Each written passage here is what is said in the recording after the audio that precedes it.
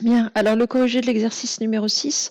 Donc vous avez la courbe qui représente une fonction f, définie sur l'intervalle -4, 4. Donc première chose, faire ce qu'on vous a peut-être demandé en seconde, mais peut-être que vous étiez déjà confiné et que vous n'avez pas fait.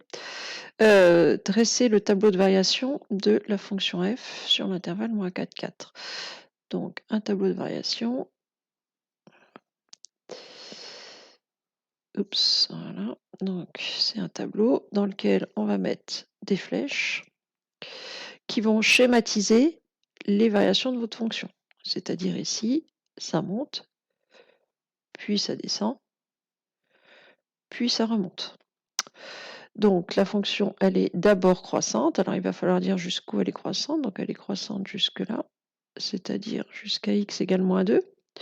Ensuite, décroissante jusqu'à x égale 2. Et ensuite, elle remonte. Donc ici, on a 3 flèches à mettre. Les valeurs de x qui vont m'intéresser, c'est les valeurs de x pour lesquelles il y a un changement de variation. Donc ici, en -2 et en 2. Et donc, j'ai une fonction croissante, décroissante, puis croissante. C'est-à-dire que les flèches schématisent votre courbe. Donc les valeurs de x correspondantes, on les met là. Et ici, on va mettre les images. Alors ici, elles ne sont pas bien faciles à lire, il faut être honnête. On est à peu près à -1,2. Ici, on doit être à, allez, on va dire 1, quoique même pas, on est en carreau, allez, 1,3. -1,3. Et puis ici, allez, on va remettre 1,2, 1,3. Allez, on va mettre des virgules 3 partout. Voilà. Donc ici, on va lire les images. C'est-à-dire qu'avec ça, on a déjà une bonne idée de l'allure de la courbe. Ça monte, on sait qu'il faut partir du point coordonnée -4, -1,3. On monte jusqu'au point de coordonnée -2, 1,3. On redescend jusqu'au point de coordonnée 2, -1,3. Et on remonte jusqu'au point de coordonnée 4, 1,3. Alors, c'est moins précis qu'un tableau de valeurs. Mais on sait que par exemple qu'une fois qu'on est là, on ne remonte pas plus haut. Donc on a quand même pas mal d'informations en peu de lignes. Donc il faut en déduire le tableau de signes de f' de x sur l'intervalle -4, 4. C'est là que c'est vraiment du programme de première.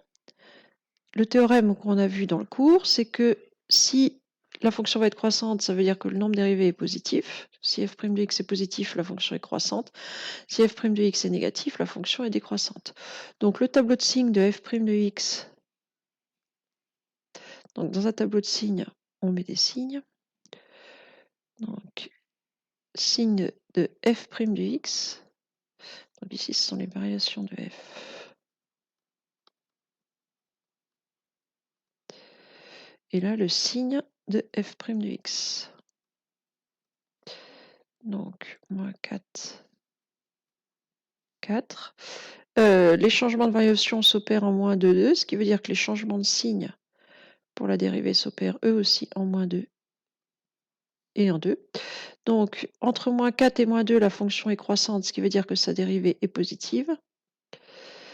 Entre -2, pour x allant de -2 à 2, la fonction est décroissante, ce qui veut dire que la dérivée est négative.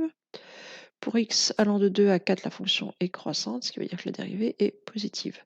Et il est vraisemblable que pour changer de signe, il faille passer par 0. Donc les variations de la fonction me donnent le signe de la dérivée. Alors, il faut savoir que dans les exercices, nous, on va plutôt le faire dans l'autre sens. On va dériver, étudier le signe de la dérivée, et c'est le signe de la dérivée qui nous permettra de construire le tableau de variation et éventuellement la courbe. C'est-à-dire que là, c'est un exercice qui est plutôt à l'envers de ce qu'il va falloir apprendre à faire cette année, qui démarre comme un exercice de seconde et qui se poursuit par un exercice de première. Voilà, c'est tout pour cet exercice.